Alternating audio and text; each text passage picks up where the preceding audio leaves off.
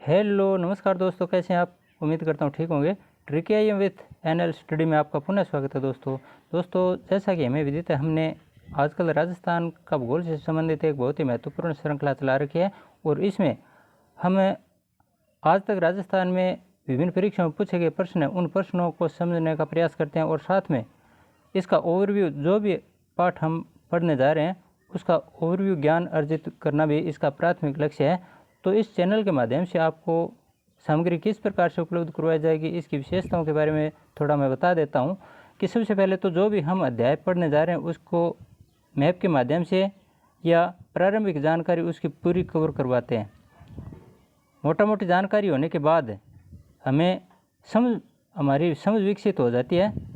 जो पुराने समय से तैयारी कर रहे हैं उनकी तो कोई दिक्कत नहीं है, लेकिन जो नए विद्यार्थी हैं, नवीन विद्यार्थी हैं, जो इस क्षेत्र में नए आए हैं, उनके लिए बताना ज़रूरी है कि प्रारंभिक जानकारी अगर हमारे दिमाग में थोड़ी स्थिर होगी तो उसके बाद में चाहे किसी भी प्रकार का प्रश्न हो उसको समझने में हमें ज़्यादा दिक्कत नहीं होगी। तो यहाँ हमने प्रारंभिक जानकारी पिछले वीडियो में इस जो राजस्थान की वनस्पति है, वन है, इनसे संबंधित एक वीडियो पहले अपलोड कर चुके हैं, वो इसका पहला भाग है। तो अगर आपने वो भाग नहीं देखा है तो प्लीज़ पहले वो पहला भाग ज़रूर देखना। उसके बाद में यहाँ हम कवर करने की कोशिश करें। जो पीछे आए हुए प्रश्न हैं उनको, जैसा कि हमारी आदत है, हम प्रत्येक अध्याय है उससे संबंधित एक बहुत ही महत्वपूर्ण शब्दावली लेकर आते हैं और उस शब्दावली में अतिरिक्त कुछ नहीं होता। जो सिर्फ पीछे परीक्षा में पूछे गए प्रश्न हैं उन्हीं प्रश्नों का दोहरान होता है, और वो भी चाहे उसको वन लाइनर समझ लो चाहे किसी भी तरीके से शब्दों के माध्यम से समझने का प्रयास करते हैं। तो यहाँ जो सामग्री हम कवर करवाते हैं वो लगभग आपका चाहे किसी भी बड़े से लेकर छोटे स्तर का जो भी एग्ज़ाम है उन सभी को कवर करने की क्षमता अपने आप में रखती है। तो निसंकोच होकर आप इस चैनल से जुड़िए, एनएल स्टडी परिवार से जुड़िए, आप सबका वेलकम है। और अगर वीडियो अच्छा लगे तो लाइक, शेयर और सब्सक्राइब ज़रूर करना दोस्तों। आज हम शुरू करने जा रहे हैं। एक भाग तो इसका बता दिया, दूसरा जहाँ हमने ये पूरा किया था उसके ठीक आगे वन आवरण या वन आवरण। तो वन आवरण मुख्य रूप से राजस्थान में 2021 की जो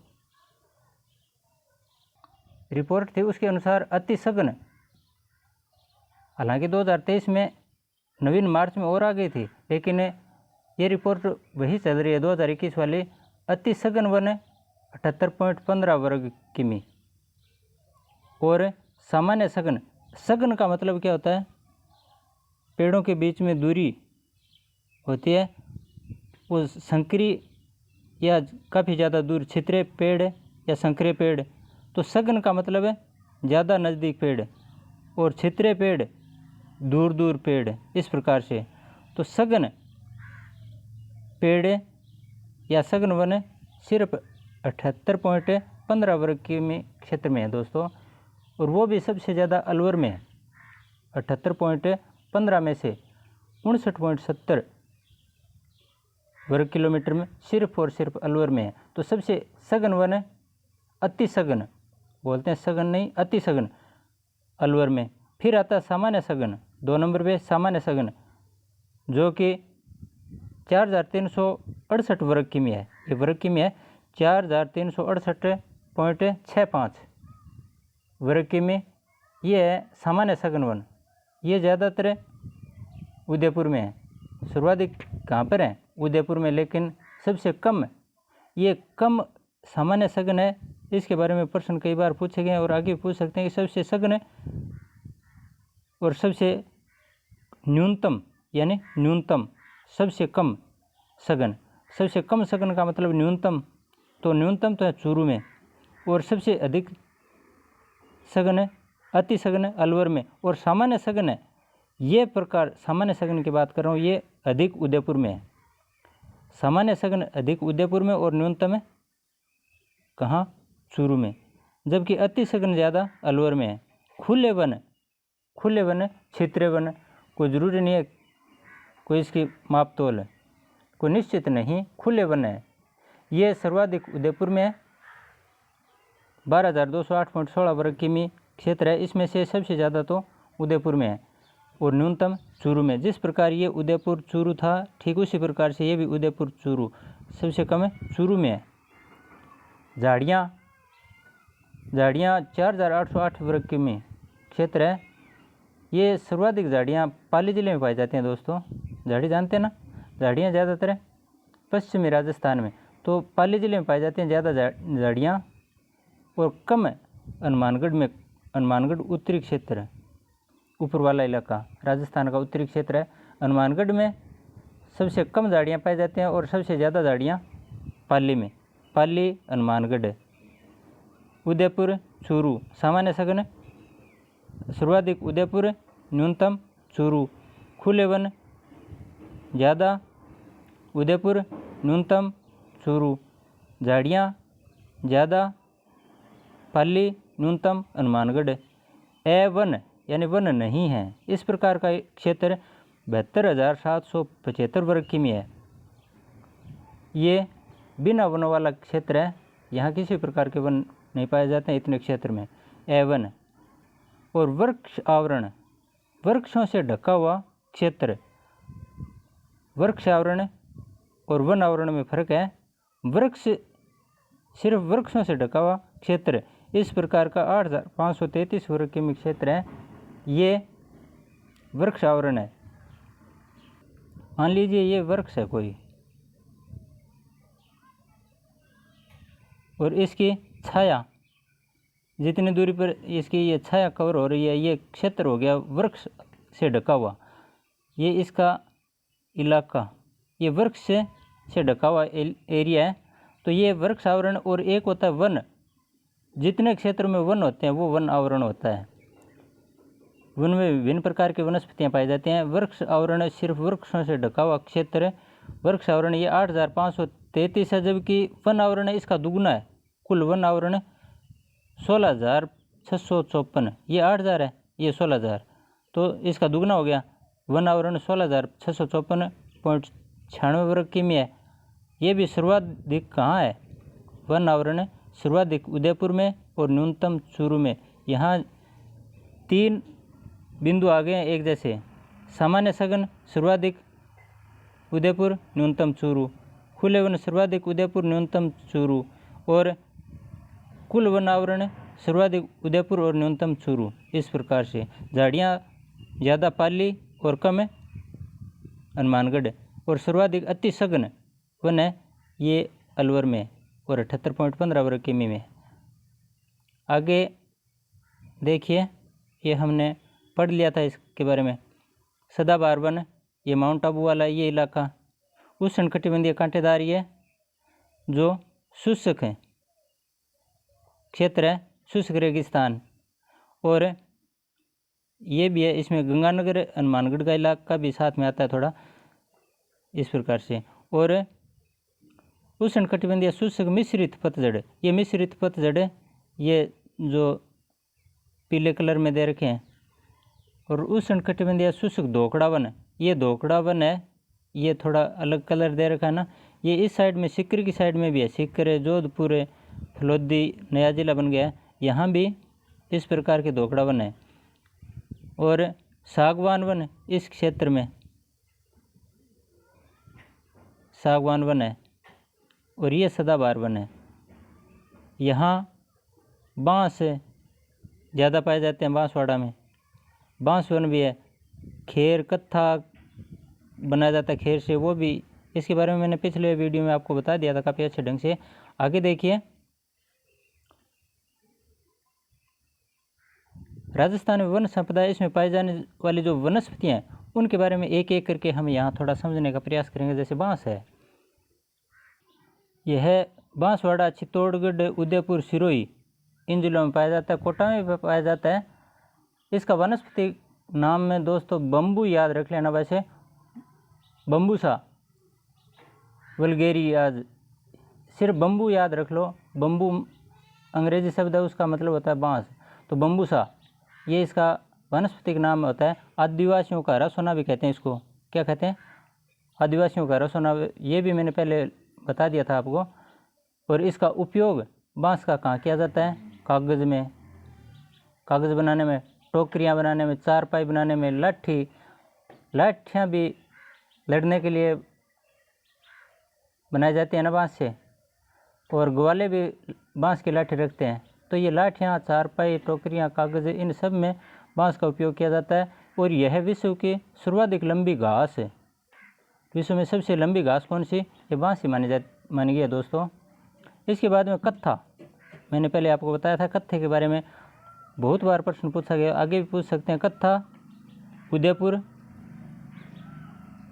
चित्तौड़गढ़, झालावाड़, बूंदी और भरतपुर, ये जिले याद रख लो। उदयपुर, चित्तौड़गढ़, झालावाड़, बूंदी और भरतपुर याद रख लो। वैसे रटने की कोई आवश्यकता नहीं है, ये बार बार आप पढ़ोगे तो याद हो जाएगा। वैसे आपने मोटा मोटे अगर मानचित्र देख लिया तो उससे याद हो जाता है ऑटोमेटिक। तो कत्था मैंने आपको बताया था कि खैर वृक्ष के तने की छाल व टुकड़ों को उबाल कर कत्था प्राप्त किया जाता है, उबाला जाता है। इस वृक्ष की छाल से कथोड़ी जाति, ये भी बताया था, कथोड़ी जाति के लोग हंडी प्रणाली, याद कीजिए, उसमें मैंने आपको क्या बताया पिछले भाग में, हंडी प्रणाली द्वारा कत्था तैयार किया जाता है। इस वृक्ष का वैज्ञानिक नाम भी अगर पूछें तो अकेसिया कटेचु आता है। इतनी ज़्यादा गहराई में मत समझो ज़्यादा, लेकिन अकेसिया कटेचु इसका वैज्ञानिक नाम है। और ये बता दे, उदयपुर, चित्तौड़गढ़, झालावाड़, बूंदी, भरतपुर, सलूम्बर भी बन गया आजकल, यहाँ पाया जाता है। जयपुर का भी थोड़ा क्षेत्र है, वहाँ ये पाया जाता है। फिर है गोंद। गोंद के आप सभी जानते हैं गोंद के बारे में। तो गोंद बाड़मेर का चोटन क्षेत्र, चोटन तहसील है ना बाड़मेर जिले में, चोटन क्षेत्र है, वहाँ गोंद सबसे अधिक बेस्ट माना जाता है।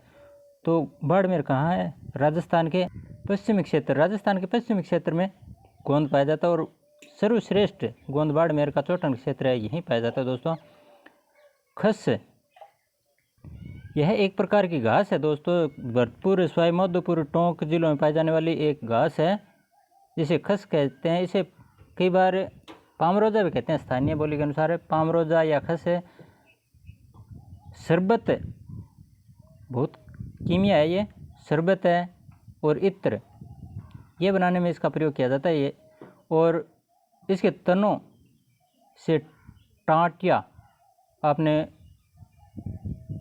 टाटिया, एक तो होता है टाटिया और एक टाटिया नाम सुना होगा। घरों के आगे भी टाटिया लगाते हैं, और कई बार जो दरवाजे होते हैं उसके रूप में भी टाटियों का प्रयोग करते हैं कई घरों में। मकान के आगे भी टाटिया लगाते हैं। जो रोड रखते हैं, मवेशी रखते हैं, वो अपने मवेशियों को किसी बाड़े में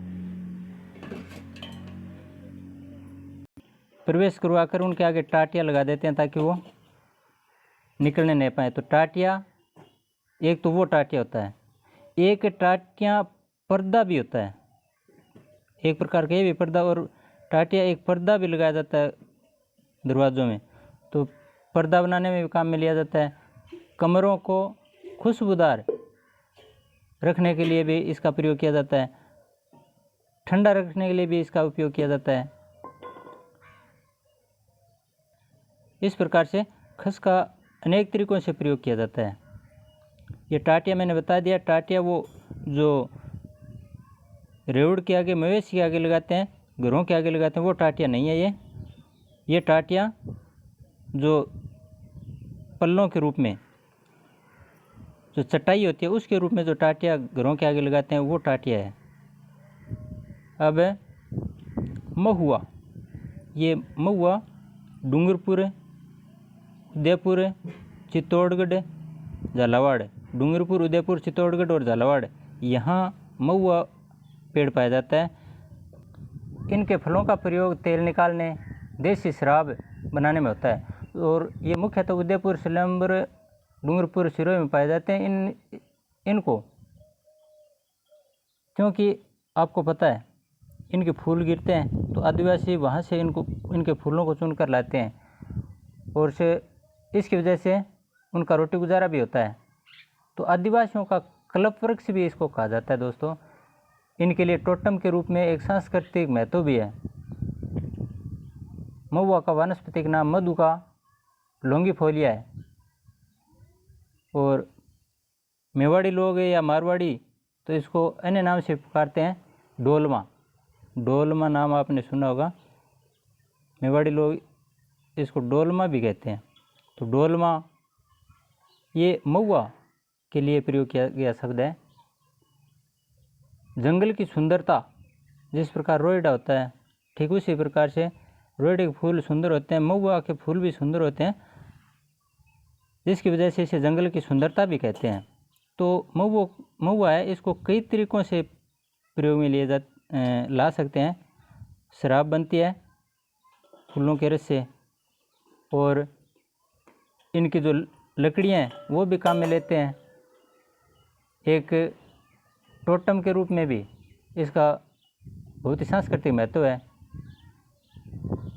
मोटे रूप से हम कह सकते हैं कि आदिवासियों का कल्पवृक्ष, जिस प्रकार से राजस्थान का कल्पवृक्ष खेजड़ी है, ठीक उसी प्रकार से आदिवासी क्षेत्र है, उन क्षेत्रवासियों के लिए यह एक कल्पवृक्ष की भूमिका निभाता है।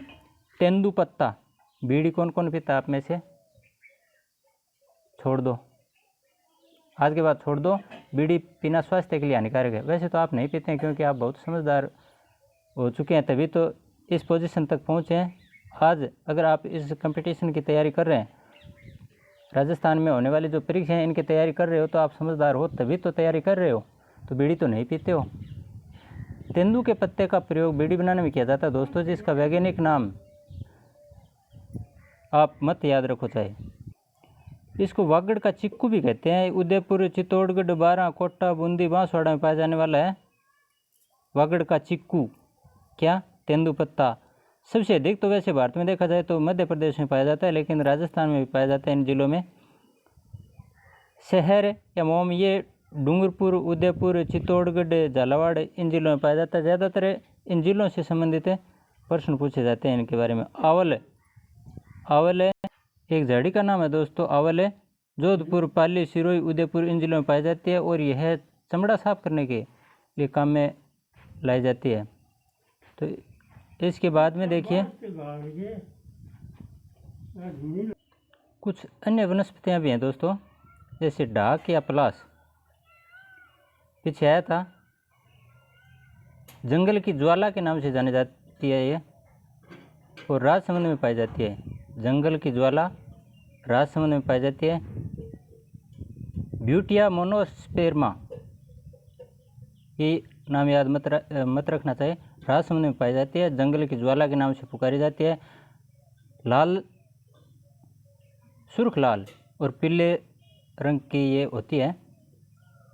सालरवन, ये मुख्य रूप से, वैसे तो हम सालरवनों के बारे में काफ़ी कुछ पढ़ चुके हैं। उदयपुर, सुलुम्बर, राजसमंद, चित्तौड़गढ़, सिरोही, अजमेर, ब्यावर, केकड़ी, अलवर, खेरथल, तिजारा, जयपुर ग्रामीण, जोधपुर, इनके बारे में हमने पीछे पढ़ लिया है। इसकी मुख्य विशेषता साल का वृक्ष होना पाया जाता है। साल का वृक्ष इसमें होता है, इसी वजह से सालरवन बोलते हैं। साल आपने सुना भी होगा, हम चारपाई घरों में चारपाई बनाते हैं तो पागा रोइडे के, आपने बोले कि रोइडे का पागा, साल की ईस, साल शब्द बोलते हैं। तो साल, वही साल वृक्ष के बारे में बात कर रहे हैं, वो बढ़िया लकड़ी होती है ये। तो साल वृक्ष की अधिकता की वजह से इन वनों को सालर वन बोलते हैं। खेजड़ी, इसके बारे में तो राजस्थान का कौन सा ऐसा स्टूडेंट होगा जो नहीं जानता है। चप्पा चप्पा, खोज मारो चाहे, राजस्थान में सभी जानते हैं। इसको समी वृक्ष भी बोलते हैं, कई बार समी नाम भी आता है। और रेगिस्तान का कल्प वृक्ष है, गौरव वृक्ष है, थार का कल्प वृक्ष भी कहते हैं इसको। और इसका वैज्ञानिक नाम है, इसको तो याद कर लेना चाहिए आप, ये प्रोसोपिस सिनेरेरिया इसका खेजड़ी का वैज्ञानिक नाम होता है। स्थानीय भाषा में इसको शिमलो भी कहते हैं, शिमलो। और सिंधी लोग इसको छोंकड़ा कहते हैं। पंजाब हरियाणा क्षेत्र में जांटी शब्द बोलते हैं इसको। तो ये इसके अन्य उपनाम हैं। और इनके जो फलियां लगती हैं उनको सांगरी अपनी भाषा में क्या कहते हैं, सांगरी कहते हैं। और जो चारा होता है पशुओं के खाने के लिए बहुत ही पौष्टिक स्वादिष्ट होता है और इसका भाव भी काफ़ी महंगा होता है दोस्तों, जिसको लूम बोलते हैं। इनकी जो पत्तियाँ होती हैं, छोटी छोटी पत्तियाँ होती हैं, लूम बोलते हैं। और विजयादशमी दशहरा का त्यौहार है, आप सब जानते हैं। दशहरे का अवकाश होता है ना। दशहरे के दिन शमी का पूजन किया जाता है, यानी खिचड़ी का पूजन किया जाता है। 31 अक्टूबर 1983 आपने पढ़ रखा होगा। 31 अक्टूबर 1983 की बात है, जब राजस्थान का इस राज्य वृक्ष इसे घोषित किया गया था।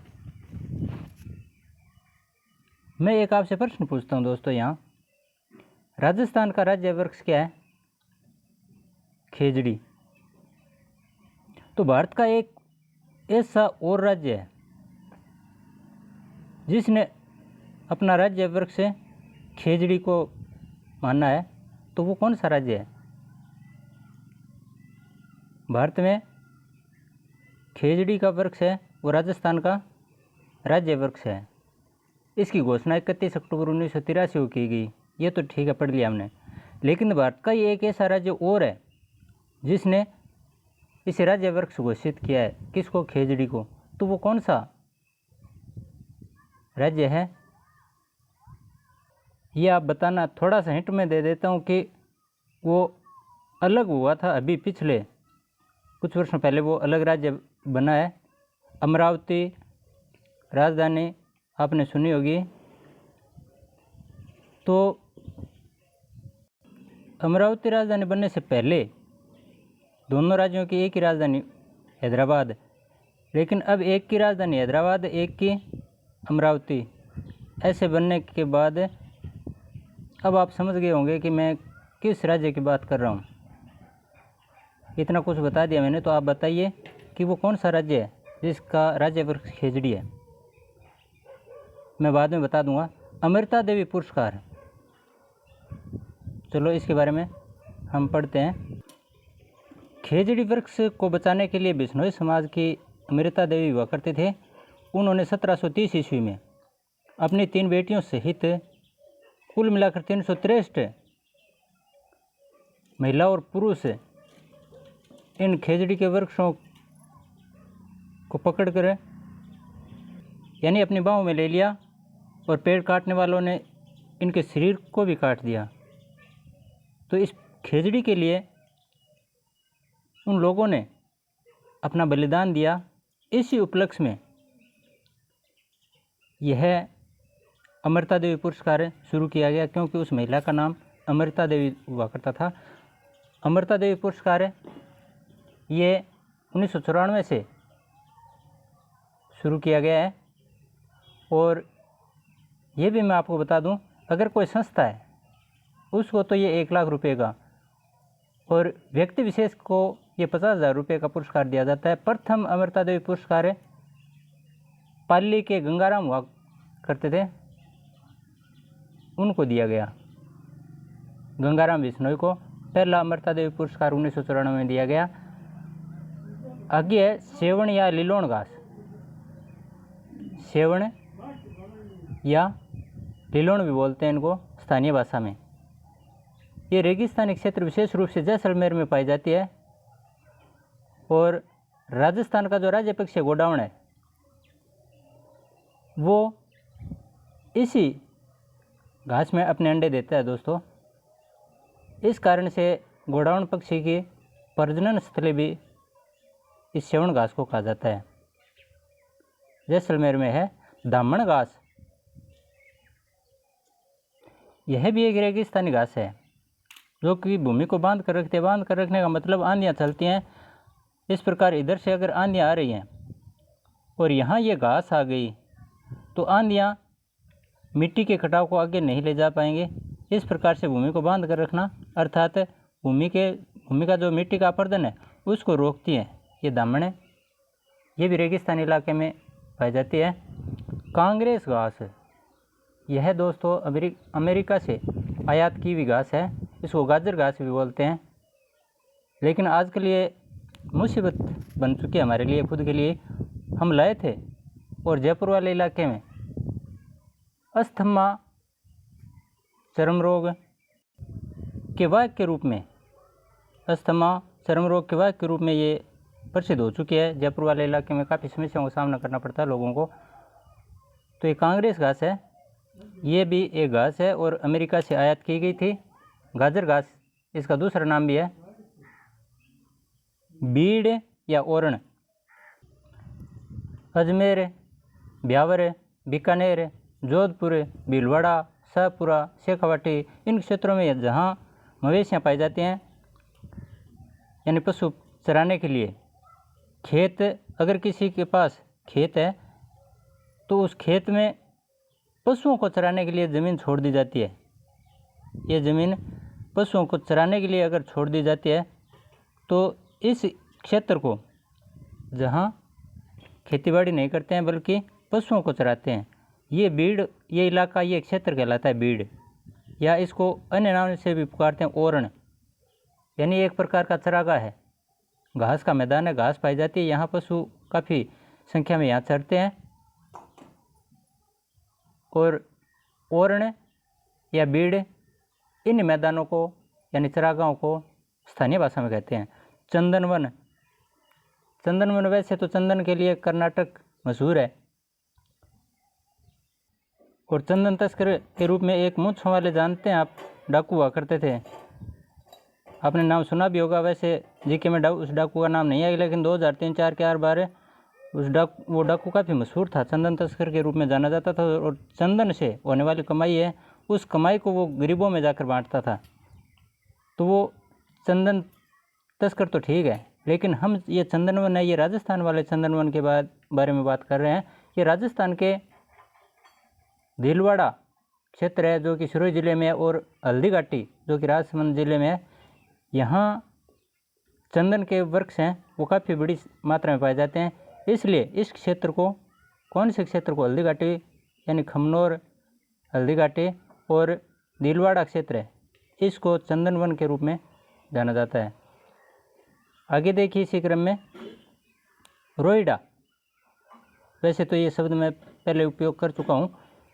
रोइडा है, यह मरुस्थल इलाके में पाया जाता है। तो मरुस्थल का सागवान, मरुस्थल का सागवान या मारवाड़ का टीक, क्योंकि मारवाड़ वाले इलाके में टीक भी एक वृक्ष है, और इसके जो फूल होते हैं उनकी सुंदरता की वजह से राजस्थान की मरु शोभा बढ़ाते हैं ये, और इसलिए इस पुष्प को राज्य का राजकीय पुष्प घोषित किया गया 31 अक्टूबर 1983 को। 31 अक्टूबर 1983 को ये राज्य वृक्ष घोषित किया था खेजड़ी को, और इसी दिनांक को, इसी तिथि को राज्य पुष्प घोषित किया गया रोइडा को। अब अश्वगंधा, इसके बारे में थोड़ी और चर्चा कर लेते हैं, क्योंकि यह एक आयुर्वेदिक उपचार के लिए काम में लिया जाता है दोस्तों। इसमें एंटीबायोटिक गुण पाए जाते हैं, और यह विदानिया कुल का पौधा है जो कि रोग प्रतिरोधक क्षमता बढ़ाने के लिए बहुत ही गुणकारी पौधा है। इसे राजस्थान गहलोत सरकार ने पहले कोरोना के समय इसे राज्य सरकार ने घरों में लगाने के लिए भी प्रोत्साहित किया था, तो वही अश्वगंधा है। अन्य महत्वपूर्ण शब्दावली, इसमें हम एक एक करके अन्य कुछ ऐसे प्रश्न जो हमारे समझने के बाद भी स्पर्श होने से बच गए, उनको भी हम एक एक करके थोड़ा अध्ययन कर लेते हैं। जैसे वन संरक्षण योजना, ये सीधे के सीधे प्रश्न है जो पीछे परीक्षा में पूछे गए। वन संरक्षण योजना सबसे पहले राजस्थान में किस रियासत में शुरू की गई थी? ये जोधपुर रियासत में शुरू की गई थी दोस्तों। जब हमारा देश आज़ाद नहीं हुआ था उस समय की बात है। हमारा देश 1947 में आज़ाद हुआ, लेकिन 1910 में जोधपुर रियासत है, इसने वन संरक्षण योजना शुरू कर दी थी। ठीक इसके 25 साल बाद वन अधिनियम भी बना था अलवर रियासत में, लेकिन फिलहाल वन संरक्षण योजना सबसे पहले कौन सी रियासत में? जोधपुर में। सत्यनारायण समिति, ये समिति बनी थी। इस समिति ने 30 मार्च 1949 को जब हमारे राजस्थान का एकीकरण हो रहा था तब चौथे चरण की बात है। चौथे चरण का एकीकरण का जो चौथा चरण वो कब संपन्न हुआ था? 30 मार्च 1949 को, हमें पता है। तो उस समय इस सत्यनारायण राव समिति ने 4 विभाग, राजस्थान के 4 विभाग, एक तो उच्च न्यायालय, एक कृषि विभाग, एक खनिज विभाग, एक शिक्षा विभाग, वन विभाग, 5 विभाग हो गए क्या, इन विभागों की स्थापना की थी कौन कौन से शहरों में? इस प्रकार से प्रश्न पूछा जाता है कई बार। तो यहाँ देखिए इस समिति की स्थापना कब हुई? 1949 में।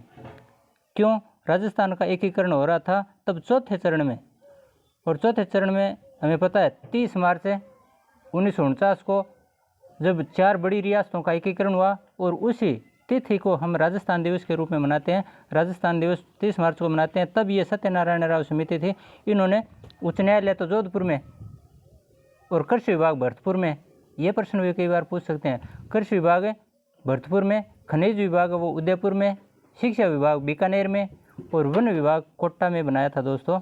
तो ये कौन सी समिति थी? सत्यनारायण राव। तो इसकी स्थापना कब हुई? 1949 में। वन विभाग की स्थापना, अब देखिए इसने सिफारिश की 1949 में, सत्यनारायण राव समिति इसने सिफारिश की, और वन विभाग की स्थापना कब हुई? 1950 में। ये जो मैंने विभाग बताए इन सब की स्थापना फिर 1950 में हुई। आगे देखिए पर्यावरण विभाग की स्थापना कब हुई? ये बाद में हुई, सितंबर 1983 में। सीधा याद कर लेते हैं हम। पर्यावरण और जलवायु परिवर्तन निदेशालय की स्थापना ये कब हुई? 2019 में। राजस्थान हरित हाइड्रोजन नीति की स्थापना कब हुई? 2023 में। ये अलग अलग हैं। देखो हाइड्रोजन शब्द आ जाए, हरित हाइड्रोजन ये शब्द आ जाए तो 2023 में, यानी अभी जस्ट 2 वर्ष पहले। हरित हाइड्रोजन नीति कब है? 2023 में। और जलवायु पर्यावरण और जलवायु परिवर्तन निदेशालय, ये निदेशालय याद रखना, निदेशालय की स्थापना 2019 में हुई है। जबकि पर्यावरण विभाग की, ये तो है पर्यावरण विभाग, इसकी स्थापना 1983 में, जबकि ये निदेशालय परिवर्तन निदेशालय इसकी स्थापना 2019 में हुई है। आगे देखिए जलवायु परिवर्तन नीति की शुरुआत कब हुई? 2023 में। और पहली वन नीति फरवरी 2010 में। राज्य की, राजस्थान राज्य की पहली वन नीति 2010 में हुई। लेकिन ध्यान रखना इस नीति के तहत राजस्थान राज्य पर्यावरण नीति ये जो 2010 में बनी है, ये देश में इस नीति को लागू करने वाला भारत का पहला राज्य राजस्थान बन चुका है। तो 2010 में राजस्थान राज्य पर्यावरण नीति की स्थापना हुई, जो कि पहली वन नीति है, फरवरी 2010 में। राजस्थान राज्य जैव विविधता बोर्ड की स्थापना, ये भी देखिए ये पूर्ण रूप से इस नीति के तहत चल रहे हैं काम। 14 सितंबर 2010 को हुई थी राजस्थान राज्य जैव विविधता बोर्ड की स्थापना। ये जैव विविधता बोर्ड है और वो निदेशालय था। निदेशालय की स्थापना 2019 में हुई थी ना। पर्यावरण और जलवायु परिवर्तन निदेशालय की स्थापना तो हुई थी 2019 में, और जैव विविधता बोर्ड है इसकी स्थापना हुई 2010 में।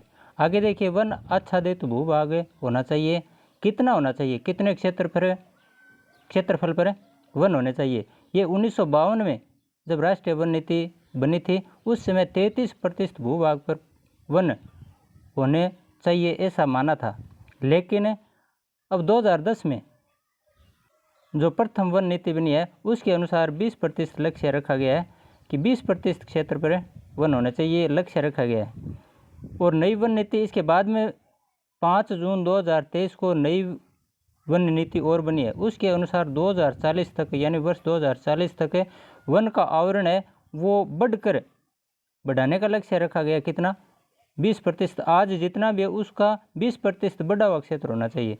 ये 20% बढ़ाने का लक्ष्य रखा गया 2040 तक है। कौन सी नीति?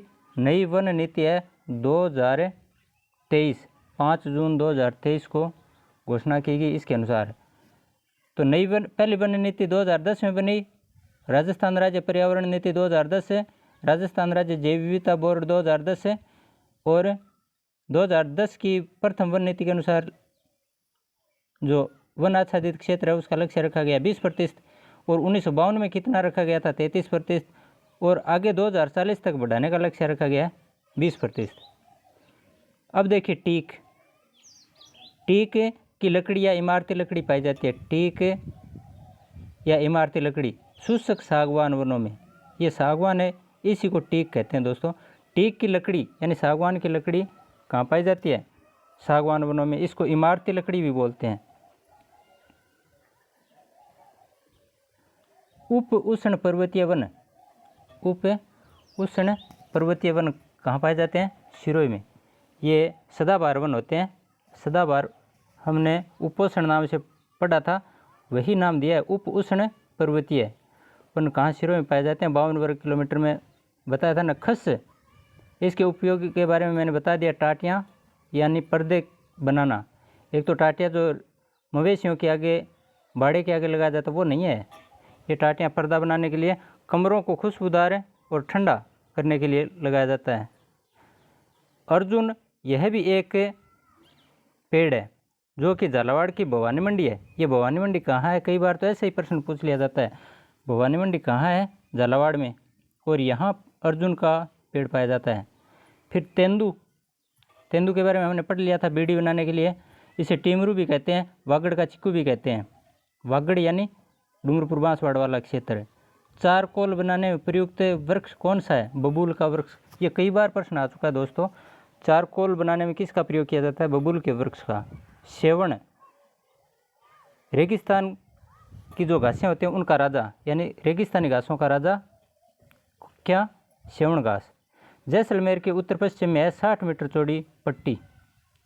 जैसलमेर, ये जैसलमेर है, इसके उत्तरी भाग और पश्चिम भाग, यहाँ पाकिस्तान की जो सीमा लगती है रेड क्लिफ रेखा, इसके सारे 60 मीटर चौड़ी एक पट्टी है जो कि रेगिस्तान के विस्तार को भी रोकती है। ये काफ़ी पौष्टिक घास है दोस्तों। जंगल की ज्वाला किसे कहते हैं? पलाश या ढाक है, इसको स्थानीय लोग खाखरा भी कहते हैं। पलाश या ढाक या खाखरा, ये जंगल की ज्वाला के उपनाम से जानी जाती है। बांस का जंगल है, बांस जो कि विश्व की सबसे लंबी घास है, उसका जंगल कहाँ पाया जाता है? यानी बांसवन, बांसवाड़े में हम चर्चा कर चुके हैं। अमृता देवी मृगवन, मृगवन कहाँ स्थित है? अमृता देवी नाम आते ही हमें याद रख लेना चाहिए। खेजड़ली गांव, जहाँ प्रतिवर्ष 12 सितंबर को वृक्ष महोत्सव मनाया जाता है, मेला लगता है 12 सितंबर को। खेजड़ली कौन से ज़िले में? जोधपुर ज़िले में। तो अमृता देवी मृगवन स्थित है कहाँ? खेजड़ली गांव में, जहाँ अमृता देवी बिश्नोई ने अपनी 3 बेटियों सहित बलिदान दिया था खेजड़ी को बचाने के लिए।